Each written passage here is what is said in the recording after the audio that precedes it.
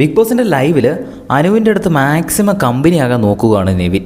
I love you Animol, Animol ഞാനും ഇപ്പോൾ best ഫ്രണ്ട്സാണ്. കഴിഞ്ഞ ആഴ്ച ഞങ്ങൾ എന്തൊക്കെ ബഹളമാണ് ഉണ്ടാക്കിയത്, എന്തൊക്കെ വേഷം കെട്ടാണ് ഞങ്ങളെടുത്തത്, പക്ഷേ ഞങ്ങളിപ്പോൾ ബെസ്റ്റ് ഫ്രണ്ട്സാണ്. ഞാൻ ഇനി ഒരിക്കലും അനിമോളെ കുത്തില്ല. എൻ്റെ തെറ്റുകളൊക്കെ ഞാൻ മനസ്സിലാക്കി. എൻ്റെ തെറ്റുകളെല്ലാം മനസ്സിലാക്കാൻ ഞാൻ ഒരുപാട് സമയമെടുത്തു. സത്യങ്ങളെല്ലാം ഞാൻ മനസ്സിലാക്കാൻ കുറേ സമയമെടുത്തു. സത്യങ്ങളൊക്കെ ഞാൻ പിന്നീടാണ് തിരിച്ചറിയുന്നത്. അത് മനസ്സിലാക്കാൻ ഞാൻ ഒരുപാട് സമയമെടുത്തു എന്ന് നെവിൻ അനുമോളുടെ അടുത്ത് പറയുന്നു. ഇത് അനുമോളുടെ അടുത്ത് ഐ ലവ് യു എന്നൊക്കെ പറഞ്ഞപ്പോൾ അനുമോൾക്ക് ചെറിയ ചിരിയൊക്കെ വരുന്നുണ്ട്. പക്ഷേ പിന്നീട് പറയുന്നതൊക്കെ കേട്ട് കഴിഞ്ഞിട്ട് അനുമോളൊന്നും മൈൻഡ് പോലും ചെയ്യുന്നില്ല. തൊട്ടടുത്ത് ജിഷിനും അതുപോലെ തന്നെ സാബുമാനും അഭിഷേകൊക്കെ ഇരിപ്പുണ്ട്, സാബുമാനും അഭിലാഷൊക്കെ ഇരിപ്പുണ്ട്. നെവിന് പ്രധാനമായും ഈ ഒരു മാറ്റം വന്നത് നെവിൻ എവിക്റ്റായി പുറത്തേക്ക് പോയിട്ട് വീണ്ടും റീ എൻട്രി നടത്തി കയറി വന്നതിന് പിന്നെയാണ്.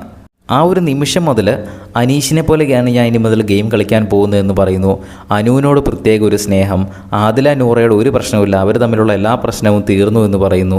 അങ്ങനെ മൊത്തത്തിൽ ഒരു സപ്പോർട്ട് കിട്ടുമെന്ന് ഉറപ്പുള്ളവരുടെ കൂടെ നിൽക്കുന്നത് പോലെ നമുക്ക് പെട്ടെന്ന് നമുക്കങ്ങനെ തോന്നിപ്പോകും.